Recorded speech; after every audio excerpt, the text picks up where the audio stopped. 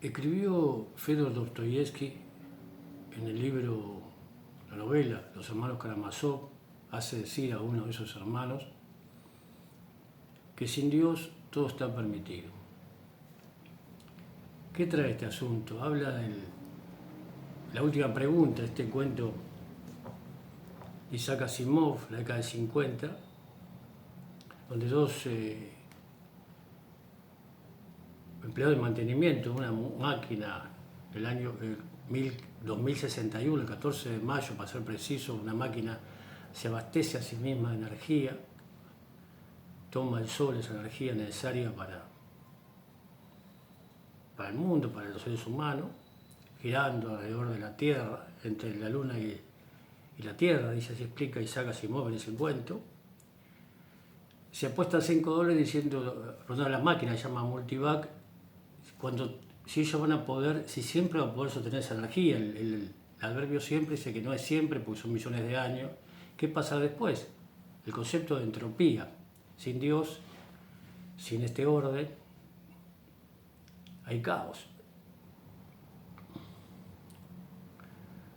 Pasan sucesivas, hay como 6 momentos, ¿verdad? Hasta que la mente humana se fusiona con esa máquina, hay un solo humano, una sola mente, se absorbe en esa máquina como inteligencia artificial, desaparece el ser humano solo, y la máquina absorbe toda esa información de millones de años y dice que hasta absorbe el concepto de entropía, el caos, y termina diciendo hágase la luz, y la luz se hizo. Versículo 3 de Bereshit, de Génesis, Vayomer Elohim y Ejior, existe energía, con un ímpetu, diría yo, inusitado, Vayejior, y existe energía. Entonces empieza todo de nuevo, hágase la luz. Caos, entropía y un nuevo orden. ¿Cuál es el orden? Se pregunta que se hace, ¿qué orden? Pero Maimónides ya en el siglo XIII se planteaba esta pregunta, decía, porque el versículo 2 dice que todo estaba confuso y vacío, antes de que Vayomer dijo, es importante el término de la palabra, el discurso ordena, es ordenador, es peligroso, uno escucha los discursos, a ver cuál es el orden que se nos propone. Todo estaba confuso y vacío, versículo 2 de Bereshit, y luego él dijo, con mayúscula, él. Pero analiza el primer versículo, Maimónides trae el siglo XIII, Bereshit, el primer término del versículo, Bereshit, que se traduce como en principio, Bereshit, morfológicamente la Beit es el número 2, los números en hebreo son el mismo grafema, o letra, y esto dice Beit 2, Rashid, principio. Dos principios, que en el ser humano hay una energía caótica, de hecho Dios, Ore y Sof, es energía sin fin, sin propósito, caos. Hay un caos en nosotros que tiene necesidad de un orden, encontramos un orden personal que permita convivir en armonía con el orden general, promover un consensuado, un orden consensuado a partir de la palabra. Dijo, uno dice y busca ese orden. De forma, sí sé que este pensador contemporáneo, controversial, irreverente, da vuelta la frase de Dostoyevsky que dice, con Dios todo es posible. Puede leerse, es ambiguo el término. Teresa de Jesús dice que con Dios todo, sin Dios nada, como una especie de respaldo, de fortaleza. Pero él dice, con Dios todo es posible porque a nombre de Dios se han hecho las peores cosas en el mundo. No voy a denunciar. Sobre todo el Dios monoteísta, el Dios de ese discurso que se impone a otro. Dios uno y único, que cada uno se apropia, que esta institución, otra vez, se apropia de ese Dios e impone además ese orden, ese discurso, ese dogma.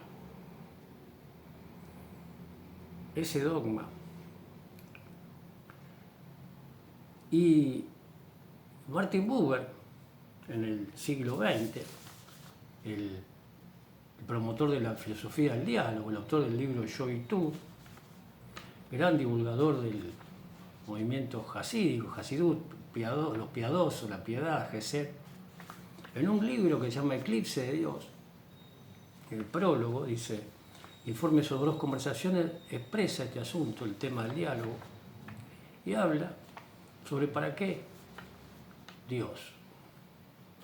Y empieza diciendo así, quisiera relatar 2 conversaciones.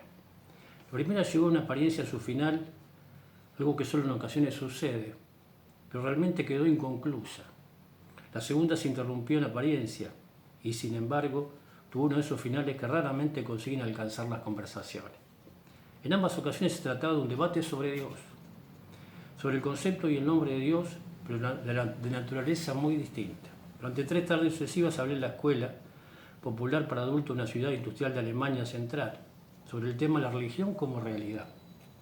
Lo que deseaba expresar en ese título era sencillamente que la fe no es un sentimiento que está en el alma del hombre, sino un adentramiento en la realidad, en toda, con cursiva, la realidad, sin reducciones ni cortapisas. Se trataba de una constatación sencilla, pero que justamente contradice lo que normalmente se piensa. Por eso fueron necesarias 3 tardes para aclararla, y no solo 3 conferencias, sino también cada uno de los coloquios que la siguieron. En estas discusiones caí la cuenta de algo que me dolió. Era evidente que gran parte del auditorio estaba compuesto por trabajadores, pero ninguno de ellos tomó la palabra. Los que en su mayoría hablaron y formularon preguntas, dudas y reflexiones fueron estudiantes. No en vano la ciudad tenía una antigua y famosa universidad, aunque también participó gente de otros grupos, únicamente los trabajadores se mantuvieron callados. Esta situación tan incómoda para mí solo se aclaró al final de la 3ª tarde, cuando un joven trabajador se me acercó para decirme: disculpe, nosotros no podemos hablar en este ambiente, pero si usted quiere reunirse mañana con nosotros, podríamos dialogar ampliamente sobre todas estas cosas. Como es natural, dije que sí. El día siguiente era domingo. Después de comer, me dirigí al lugar convenido y hablamos hasta bien entrada la tarde. Me fijé una y otra vez en uno de los trabajadores, que ya no era tan joven y a quien yo no podía dejar de mirar, porque era una de esas personas que quieren realmente escuchar. Resulta francamente raro, incluso entre trabajadores, encontrar a alguien a quien no le importa tanto quién es el que habla, como suele suceder en el público burgués, sino lo que tiene que decir. Aquel hombre tenía un rostro curioso, una vieja tabla de un altar flamenco que representa la adoración de los pastores. Uno de los personajes, el que extiende los brazos hacia el pesebre, tiene un rostro parecido. Aquel hombre sentado ante mí no parecía tener ni el mismo deseo ni ser su rostro tan abierto como el del cuadro, pero llamaba poderosamente la atención porque escuchaba y reflexionaba haciendo ambas cosas lenta y enfáticamente. Por fin también él se animó a hablar, abre comillas. He tenido la experiencia, explicó lenta y expresivamente, repitiendo una expresión que el astrónomo Laplace, creador con Kant de la teoría sobre la aparición del mundo, habría pronunciado en una conversación con Napoleón, de que no necesito de la hipótesis de Dios para orientarme en el mundo. Cierra comillas. Pronunció la palabra hipótesis como si hubiera asistido a lecciones de un conocido investigador de naturaleza que enseñó en esta ciudad universitaria e industrial, que había muerto hacía poco tiempo a la edad de 85 años. Tanto si enseñaba zoología como si se ocupaba de la concepción del mundo, hablaba de manera similar, aunque él no rechazaba el concepto de Dios para su idea de la naturaleza. Las concisas palabras del hombre me sorprendieron. Me sentí más interpelado por él que por los otros. Me sentí provocado. Hasta entonces habíamos discutido con mucha seriedad, pero también de forma un tanto lánguida. Con esta intervención, sin embargo, todo se volvía más severo y duro. ¿Qué respuesta iba a dar para responderle justamente a él? Durante otros momentos reflexioné en medio de una atmósfera cada vez más tensa. Pensé que tenía que quebrantar la seguridad de su cosmovisión científico-natural, gracias a la cual pensaba en un mundo, entre comillas, en el que uno se siente orientado. ¿Qué clase de mundo era este? Lo que nosotros acostumbramos a llamar mundo es el mundo de los sentidos, en el que existe el bermellón y el verde hiebra, el do mayor y el si menor, el sabor a manzana y el ajenjo. ¿Era este mundo algo diferente del encuentro de nuestros sentidos preparados para ello, con esos hechos inaccesibles cuyo ser la física trata en vano de determinar día a día? El rojo, que vemos como vemos, no se encuentra allí en las cosas, ni aquí en las almas. flamea y resplandece a veces justo el tiempo suficiente para que un ojo sensible al rojo y una oscilación que produce el rojo se encuentren frente a él, se encuentren frente a frente, donde quedaban pues el mundo y su seguridad. Así los objetos desconocidos y aquí los sujetos aparentemente bien conocidos. Y sin embargo inaprensibles y ambos en un encuentro tan real pero tan evanescente. Los fenómenos no son ya tres mundos que no se pueden abarcar desde uno solo. ¿Cuál es el lugar en el que podemos pensar conjuntamente estos mundos tan separados entre sí? ¿Cuál fue el ser que dio su fundamento a este mundo, que se ha vuelto tan cuestionable? Cuando terminé se hizo un profundo silencio en la sala. Ahora ya iluminada por una luz crepuscular, entonces el hombre con cara de pastor alzó hacia mí sus gruesos párpados, que durante un tiempo habían permanecido hundidos, y dijo lenta y significativamente, entre comillas, tiene usted razón. Desconcertado me senté frente a él. ¿Qué había hecho yo? Había llevado a ese hombre hasta el umbral del aposento en el que reina la majestica imagen que el gran físico y gran creyente Pascal llama el Dios de los filósofos. ¿Es esto lo que yo quería? ¿No deseaba yo llegar más bien a ese a quien Pascal llama Dios de Abraham, de Isaac y de Jacob, al que se le puede llamar tú? Anochecía y se hacía tarde. A la mañana siguiente yo tenía que partir. No podía quedarme allí como tenía que haber hecho. No podía entrar en la fábrica donde trabajaba el hombre, ser su compañero, vivir con él, ganarme su confianza vital, ayudarle, caminar juntos el camino de la criatura que acepta la creación, solo puede volverle su mirada. Algún tiempo después fui huésped en casa de un noble y anciano pensador, a quien había conocido durante una jornada en la que pronunció una conferencia sobre escuelas populares elementales. Y yo otra sobre escuelas populares para adultos. Eso nos unió porque ambos estábamos de acuerdo en que la palabra Volk, pueblo alemán, había que entenderla en ambos casos en un mismo sentido. Entonces me sorprendió gratamente como el hombre de rizos grises y acerados empezó su charla pidiendo que olvidáramos todo lo que creíamos saber sobre su filosofía a través de sus libros.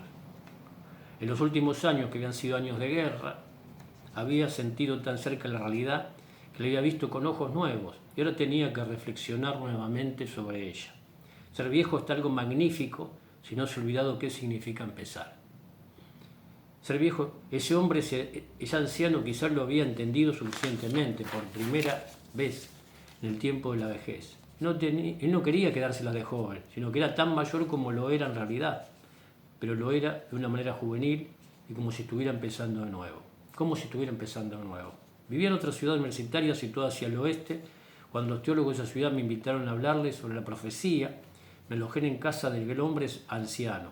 En aquella casa reinaba un espíritu magnífico, el espíritu que quiere incorporarse a la vida y no le prescribe a ella por dónde tiene que dejarla entrar.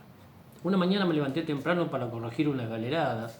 La tarde anterior había recibido las pruebas de imprenta del prólogo de uno de mis libros y como este prólogo era una confesión de fe, quise leerlo cuidadosamente una vez más antes de que se imprimiera. Entonces tomé el texto y me dirigí al estudio de la planta baja que se me había ofrecido por si lo necesitaba. Allí estaba ya aquel hombre mayor sentado en su escritorio. Nada más saludarme me preguntó qué llevaba en la mano. Y cuando se lo dije me volvió a preguntar si tenía algún inconveniente en leérselo. Lo hice con gusto. Él escuchó con amabilidad, pero claramente asombrado, cada vez más sorprendido.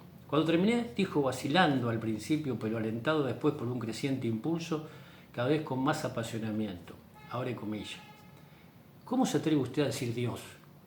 Una y otra vez.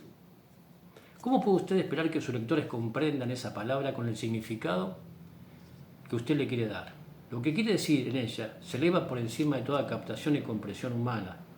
Lo que usted quiere expresar justamente es esa sobrevaloración, pero cuando pronuncia dicha palabra, la pone de golpe en manos del hombre. ¿Hay acaso alguna palabra humana tan mal utilizada, manchada y profanada como esta?